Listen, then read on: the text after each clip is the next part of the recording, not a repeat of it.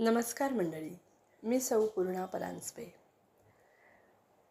33 आध्यात्मिक अनरसे यातला विचारे मना तूची शोधोनी पाहे या भागामध्ये काल आपण सुखाचा शोध याविषयी पाहत होतो.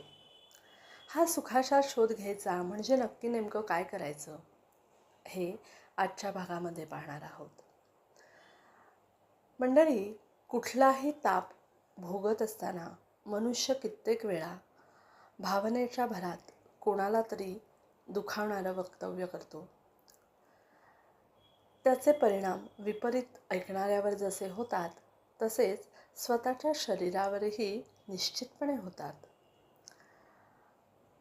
आपण स्वतःवरच आजारपण ओढवून आणतो आणि म्हणतो की मी कुणाचंच काही वाईट करत नाही किंवा वाईट चिंततही नाही.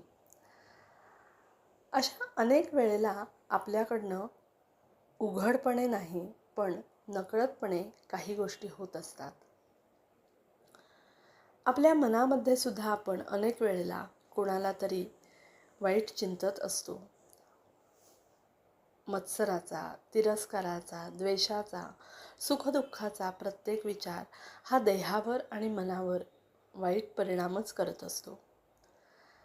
भगवान पतंजलींनी दुःखाचा अजून एक प्रकार सांगितला, तो म्हणजे ताप. हे सर्व ताप आपण अधिभौतिक, अधिदैविक, आध्यात्मिक अशा तिन्ही प्रकारच्या पद्धतीने करत असतो. भोगावे लागणारे ताप हे आपण स्वतःच कशा पद्धतीने पापांद्वारे निर्माण करतो हे कधीकधी आपल्याच लक्षात येत नाही. भगवान पतंजलींनी अजून एक दुःखाचा प्रकार सांगितला, तो म्हणजे संस्कार. दुःख जन्मल्यापासून अनेक प्रकारचे संस्कार आपल्या मनावरती झालेले असतात. सकाळी लवकर उठावं, स्नान करावं, देवपूजा करावी, सत्कर्म करावं, अशा अनेक गोष्टी आपण लहानपणापासून ऐकलेल्या असतात आणि मंडळी त्याप्रमाणे जीवन जगण्याचा आपण प्रयत्न करत असतो. परंतु काही संस्कार पूर्वजन्मीचे सुद्धा असतात. म्हणजे कोणते?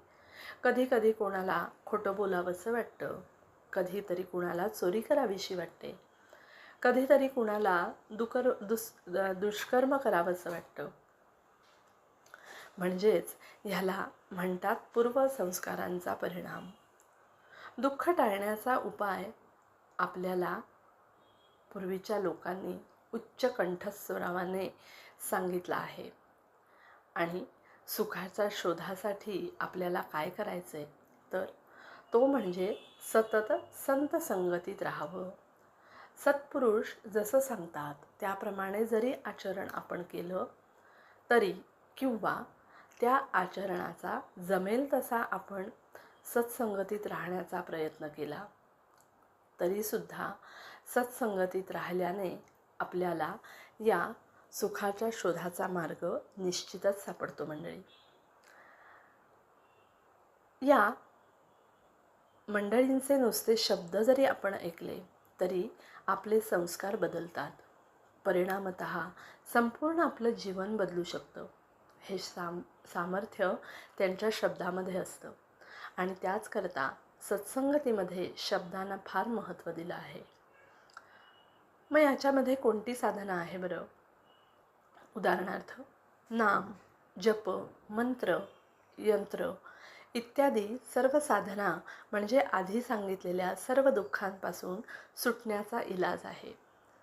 यामुळे आध्यात्मिकदृष्ट्या जे काही फरक पडायचे ते तर पडतातच, परंतु व्यावहारिकदृष्ट्या विचार केला तरी या इलाजांमुळे आपण या सर्व दुःखांपासून कितीतरी मैल लांब राहतो हे निश्चित.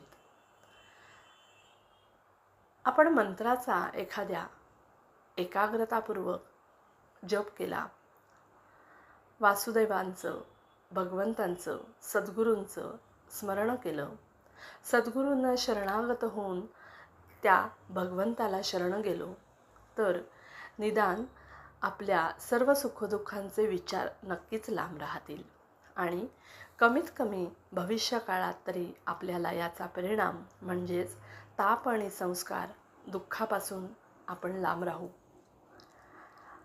जप, यज्ञ, पूजा किंवा इतर कोणत्याही आपल्या आवडीची जी काही एकाग्रतेची साधना असेल ती केली नाही आणि तेवढा वेळ नुसताच विचार करत बसलो तर हे विचार असेच चालू राहतील. विचार हे निश्चितपणे केवळ सुखाचेच असतील. सुखाचे हेच विचार म्हणजे भविष्यकाळातील आपल्या दुःखाची बेगमी असेल. निदान तेवढं तरी आपण निश्चित टाळू शकतो. म्हणजे दुःखाची जी बेगमी आहे ना ती आपल्याला साधना करून, तप करून, तपश्चर्या करून भविष्यात आपल्या होणाऱ्या दुःखाला आळा घालणारी आहे. मंडळी, आजच्या काळामध्ये तुम्ही म्हणाल आपल्याला कुठे बरं वेळ आहे एवढा, पण कलियुगामध्ये भगवंतांनी आपल्याला अगदी सोप्यात सोपी अशी तपश्चर्या सांगितली आहे. ती म्हणजे नामाची. भविष्याची बेगमी समपातळीवर असेल. सम आधानाच्या म्हणजे समाधानाच्या अशा क्षणांचे कण कण वेचितच आपण पुढे जायचं आहे.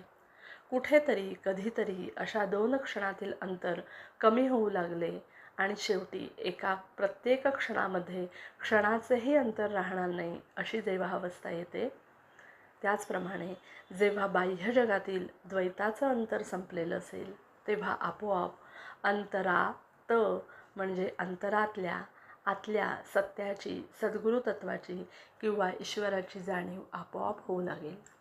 आणि मंडळी, तेव्हाच आपल्याला सुखाचा शोध लागेल.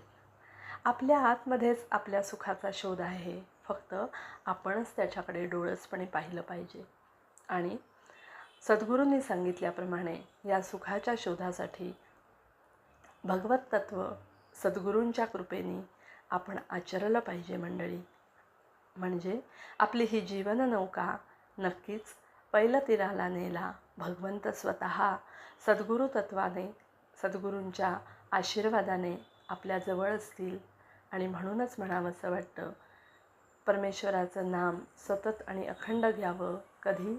अहो येता जाता, उठत बसता, कार्य करिता, सदा देता घेता, वदनिवदता, घरी दारी शय्येवरी सुखाचे अवसरी, समस्तांची लज्जा त्यजनी भगवत चिंतन करी.